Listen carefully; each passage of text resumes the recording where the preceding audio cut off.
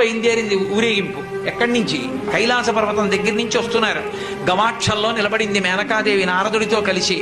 ఒక్కొక్కళ్ళు వస్తున్నారు. అబ్బా వెలిగిపోతున్నాడు, ఆయనేనా మా అల్లుడంది. కాదమ్మా, సూర్యుడు దిక్పాలకుల్లో ఉన్నాడు. ఆ వెనక వస్తున్నాడు. ఎవరో బాబాయ్ నల్లగా ఉన్నాడు దున్నపోత మీద, ఆయన ఎవరా?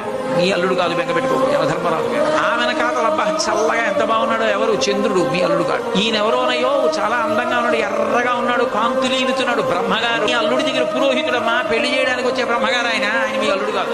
ఓ అలాగా, ఇతను ఎవరో నీలమేఘశ్యాముడు, చాలా అందంగా ఉన్నాడు, శాంతాకారం భుజగచైనం పద్మనాభం సురీశం. అమ్మా, ఆయనకి మీ అల్లుడికి భేదం చెప్పకూడదు, కానీ ప్రస్తుత మీ అల్లుడు కాడు. ఆయన వెళ్ళిపోయాడు. ప్రదోష వేళ అయిపోయింది, రాడు. వెడుతూనే ఉంది ఊరేగింపు. వస్తున్నారు మగపెళ్లి వారు. అలా ఆఖరికి ఒక ఆయన వచ్చాడు. చుట్టూ భూత ప్రేత పిశాచాలున్నాయి, ప్రమదగణాలున్నాయి. మధ్యలో దిగంబరంగా తాండవం చేస్తూ వస్తున్నాడు. అడగలేదు మేనకాదేవి ఆయన నారదుడే చెప్పాడు, ఆయనే మీ అల్లుడమ్మా అని మెట్లు దిగి వెళ్ళిపోయాడు.